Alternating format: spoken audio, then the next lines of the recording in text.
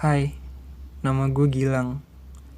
Di sini gue mau ceritain sedikit kisah cinta gue. Ini kisah nyata.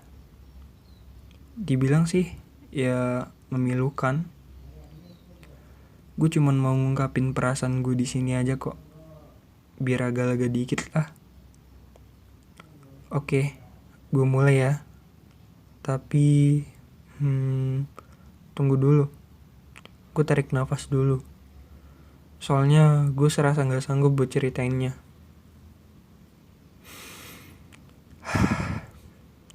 Udah, bismillah aja deh. Jadi kisah cinta gue berawal dari pertama masuk SMA. Masa-masa paling indah lah. Masa-masa dimana lu merasa paling cool, paling ganteng. Bodoh. Lucu juga kalau dipikir-pikir. Jadi pas pertama masuk SMA, gue datang ke sekolah dengan stylean yang ganteng lah. Pakai sneakers, pakai hoodie, tas keren, rambut rapi habis dipometin, wangi lagi. Lu tahu sendiri lah, ngerasa paling ganteng lah pokoknya. Pas gue pertama masuk sekolah, gue ketemu banyak teman baru, suasana baru, guru baru. Pokoknya indah banget lah kalau dipikir-pikir. Jadi disinilah awal pertama kali gue kenal dia. Waktu itu gue lagi izin dari kelas mau ke WC. Pas saat jalan ke WC, gue nengok ada cewek jatuh kepleset di dekat pintu masuk ke WC. Jadi WC-nya itu sebelahan gitu. Habis itu gue langsung tuh nolongin dia. Pas gue ambil tangannya, dia langsung tuh mandangin gue sambil tersenyum. Gue langsung kayak gitu. Jir, maris juga dia. Dan lu tahu sendiri kan gimana rasanya saat pandangan pertama. Terus langsung tuh gue nganterin dia ke UKS. Pas sampai di sana, gue obatin lukanya. Habis itu, gue antar dia ke kelasnya. Terus gurunya nanya, "Kok kamu jalannya pincang gitu, Nak? Kamu kenapa?" Terus aku jawab tuh, "Dia tadi kepleset di WC, Bu." Habis itu, gue izin ke guru tersebut kembali ke kelas gue. Sepulang sekolah, dia nyamperin gue. Terus dia bilang gini, "Makasih ya, udah nolongin aku tadi." Terus gue jawab tuh, sambil malu-malu, "Iya, sama-sama, santai aja." Gue nanya tuh namanya siapa. Soalnya gue tadi lupa nanya namanya siapa, saking malunya gue. Terus dia bilang, "Namaku Dea, kalau kamu?" Baru gue jawab tuh, "Nama gue Gilang." Terus gue ngobrol-ngobrol bentar sama dia. Terus gue minta izin pamit pulang ke dia. Keesokan harinya, gue semakin akrab sama dia. Sapaan-sapaan. Terus beraniin diri buat ngobrol berdua sama dia. Istirahat bareng. Begitupun hari-hari berikutnya. 2 bulan kemudian, gue ngeberanin diri gue buat ngungkapin perasaan gue ke dia. Gue waktu itu nyiapin coklat Silver Queen sama boneka panda buat nembak dia. Waktu semua murid udah pulang, gue beraniin diri gue buat bilang ke dia kalau gue tuh suka sama dia. Gue bilang gini, "Gue suka sama lu, gue pengen jadi pacar lu. Lu mau gak jadi pacar gue?" Gue spontan langsung ngomong kayak gitu. Soalnya gue belum pernah nembak cewek sebelumnya. Jangankan punya cewek, pacaran aja belum pernah. Terus dia senyum malu-malu gitu. Dan dia bilang, "Iya, gue mau." Saat itu, gue bahagia banget. Serasa surga milik gue sendiri gitu. Habis itu, kami pulang. Dan keesokannya, kami mulai beraniin diri buat ngasih tahu ke teman-teman bahwa kami sudah pacaran. Teman-teman gue semuanya pada ngucapin selamat sama gue. Dan gue seneng banget. Habis itu, hari demi hari, bulan demi bulan kami jalani bersama. Pokoknya dia adalah penyemangat gue lah untuk datang ke sekolah. Sampailah kami kelas 2 SMA, gue semakin sayang sama dia. Gue gak pedulin lagi godaan cewek lain. Saking sayangnya gue gak kepikiran buat selingkuh atau apalah. Gue tipe orangnya kalau udah sekali sayang, ya sayang aja terus, gak bisa berubah. Waktu itu bertepatan dengan hari ulang tahun gue. Jadi mama gue mau nepatin janjinya buat beliin gue motor baru. Soalnya sebelumnya gue tuh ke sekolah naik angkot atau nebeng sama temen. Habis itulah gue sering nganterin dia pulang, pergi jalan-jalan bareng, kemana-mana bareng. Pokoknya di pikiran gue, dia wanita yang ditakdirin buat gue. Hari demi hari, bulan demi bulan, gue lalui bersama dia. Sampailah kami kelas 3 SMA. Ya, hubungan kami kayak biasanya, berjalan lancar-lancar aja. 3 bulan habis itu, dia ngomong sama gue kalau bapaknya di PHK dari pekerjaannya. Terus keluarga dia dilanda masalah keuangan. Jadi dia gak dikasih jajan gitu. Gue kan jadi kasihan. Terus setiap hari gue selalu nyisihin uang jajan gue buat dia. Uang jajan gue kan 20.000 tuh. Jadi gue bagi 2. 10.000 buat dia, 10.000 lagi buat gue. Gak lama setelah itu, dia nemuin gue lagi. Terus dia curhat ke gue. Dia bilang kalau bapaknya sakit dan masuk rumah sakit. Jadi keluarga dia gak ada uang buat bayar uang rumah sakit. Dia ngomong sambil nangis sama gue. Terus habis itu gue bujuk dia buat gak nangis lagi. Terus gue ngomong sama dia, emang biaya rumah sakitnya berapa? Terus dia ngejawab, 2,5 juta. Gue cari cara tuh buat cari duit sebanyak itu. Pokoknya gimana caranya lah, yang penting dapat uang. Pas itu gue bingung banget, mau cari gimana ya. Dan gue ingat kalau gue tuh punya HP sama laptop. Habis itu gue langsung pergi ke toko elektronik.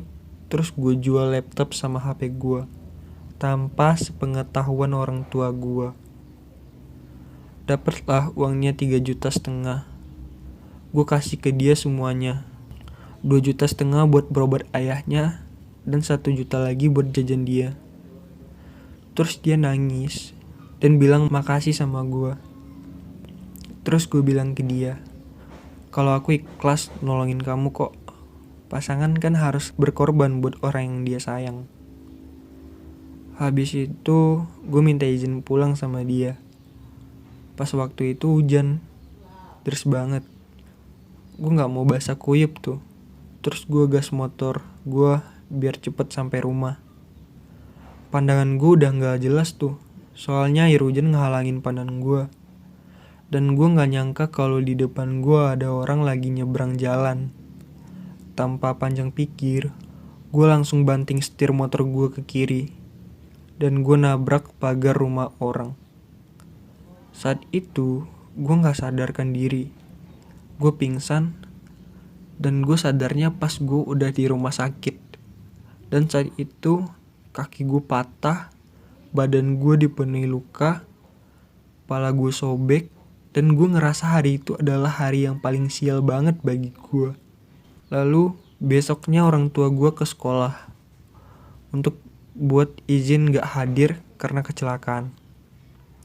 Pas itu dia tahu kalau gue kecelakaan. Dia langsung nengokin gue ke rumah sakit. Terus dia nangis. Lalu gue nenangin dia. Gue bilang, gue gak apa-apa kok. Kemudian gue dirawat di rumah sakit. Soalnya gue belum bisa ngapain-ngapain. Makan aja gak boleh yang keras-keras, bubur, atau cuman susu. Sehari kemudian gue mikir, kok dia gak jengukin gue ya? Soalnya gue udah nungguin dia dari pagi. Kok gak dateng-dateng ya? Gue coba positif thinking aja. Kalau dia lagi ngejagain orang tuanya yang lagi sakit juga. Hari kedua pun kayak gitu. Gue nungguin dia juga. Tapi gak dateng-dateng. Gue gak bisa ngehubungin dia. Soalnya HP gue udah gue jual. Pas mama gue tanya HP gue di mana, gue bilang dipinjam sama temen gue. Hari ketiga, hari keempat, dan hari kelima, gue down banget. Gue kangen banget sama dia. Tapi gue masih positif thinking aja kalau dia lagi ngerawat bapaknya yang lagi sakit. Pas hari ke-6 dan hari ke-7 gue terakhir di rumah sakit, gue udah dibolehin pulang sama dokter.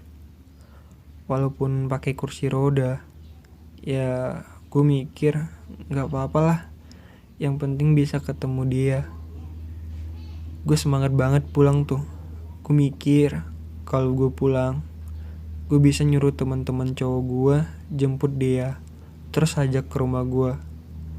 Pas gue sampai rumah, teman-teman gue pada berdatangan tuh jengukin gue. Pas itu gue langsung nanya tuh sama temen gue, namanya Doni. Doni, si dia gimana kabarnya? Kok gak pernah jengukin gue ke rumah sakit lagi?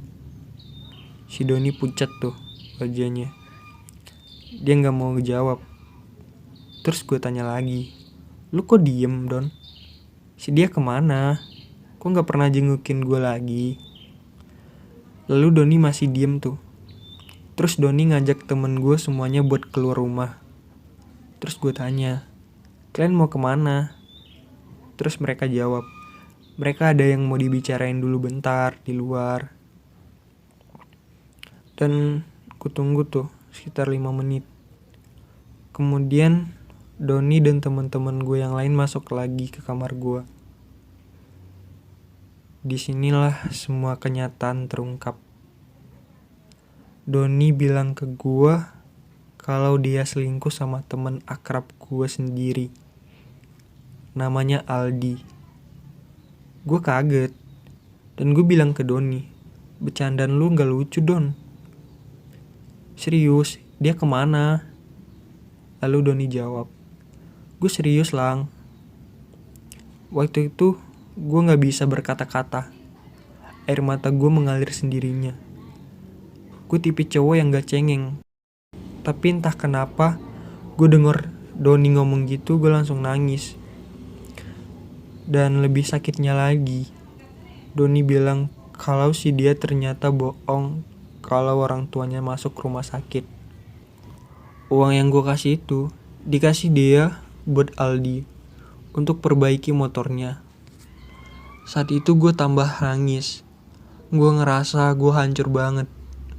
Gue dibohongin sama cewek gue sendiri dan sama temen akrab gue sendiri. Gue relain jual laptop sama HP gue. Tapi apa balasannya? Gak ada. Gue down banget sampai kesehatan gue menurun banget. Gue masuk rumah sakit lagi. Gue dirawat lagi. Sampai orang tua gue nangis sama gue. Mama gue nanya, kamu kenapa Gilang? Bisa down lagi. Kamu ada masalah apa? Coba cerita sama mama. Awalnya gue gak berani bilang kalau gue jual HP sama laptop buat biayai pengobatan orang tua dia. Tapi gue harus jujur. Habis itu gue ceritain semua yang gue alami ke mama gue. Mama gue langsung meluk gue sambil nangis. Kamu anak mama yang paling ganteng dan paling baik. Kamu gak usah mikirin dia lagi. Dia bukan wanita baik untuk kamu. Mama bangga punya anak yang punya jiwa rela berkorban seperti kamu. Udah, sekarang kamu istirahat dan jangan mikirin dia lagi. Gue coba ngikutin saran mama gue tuh. Dan 2 hari kemudian gue dibolehin pulang sama dokter. Kondisi gue belum stabil sih. Gue mau sedih. Kepikiran terus sama kenyataan pahit ini. Gue serasa gak nyangka aja. Gue rela ngelakuin apapun demi cewek yang gue cintai. Hingga gue kecelakaan demi sebuah kebohongan yang tak bisa gue maafkan. Gara-gara kejadian itu, sampai sekarang, gue masih trauma deket sama cewek. Gue takut kejadian yang sama terulang kembali. Pesan gue buat cewek, hargailah dia yang mencintaimu, seperti dia mencintai ibunya. Karena kamu tak akan lagi menemukannya jika kamu menyia-nyiakannya. Sekian cerita gue. Terima kasih.